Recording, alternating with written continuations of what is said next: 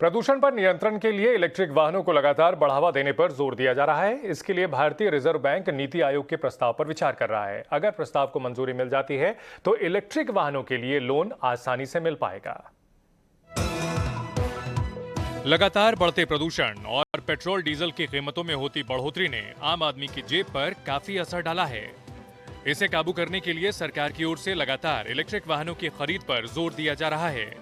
इसके साथ ही नीति आयोग की ओर से भी एक प्रस्ताव रखा गया है, जिसमें इलेक्ट्रिक वाहनों की खरीद पर मिलने वाले लोन को पीएसएल श्रेणी में रखने की बात कही गई है। साथ ही अब भारतीय रिजर्व बैंक भी इस प्रस्ताव पर विचार कर रहा है।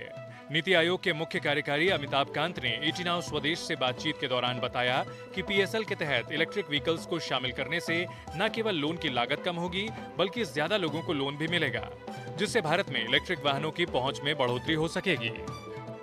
The cost of battery is falling so rapidly that the initial cost of vehicle, not the total cost of electric two-wheelers, three-wheelers is already cheaper, than the combustion two-wheeler, three-wheelers. When you put the FAME subsidy, the initial cost is also cheaper.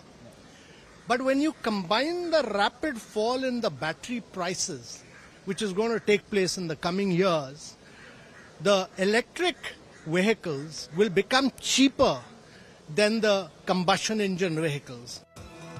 दरअसल Glasgow जलवायु परिवर्तन सम्मेलन में भारत ने 2030 तक carbon उत्सर्जन को 1 billion ton कम करने के साथ ही अर्थव्यवस्था की कार्बन तीव्रता को 45% से कम करने और उत्सर्जन को 2070 तक 0 तक कम करने का लक्ष्य रखा है।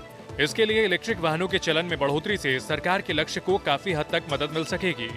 वर्तमान में इलेक्ट्रिक वाहन पर मिलने वाले लोन ऑटो रिटेल कैटेगरी के तहत दिए जाते हैं। वहीं एसबीआई ने भी इलेक्ट्रिक कारों के लिए सस्ती और आसान लोन योजना शुरू की है। इस योजना को ग्रीन कार लोन नाम दिया गया है। बैंक ने दावा किया कि इस योजना के तहत पेट्रोलियम ईंधन कारों के लिए ऋण की तुलना में कम ब्याज दरों पर लोन ऑफर किया जाएगा। ईटी नाउ स्वदेश।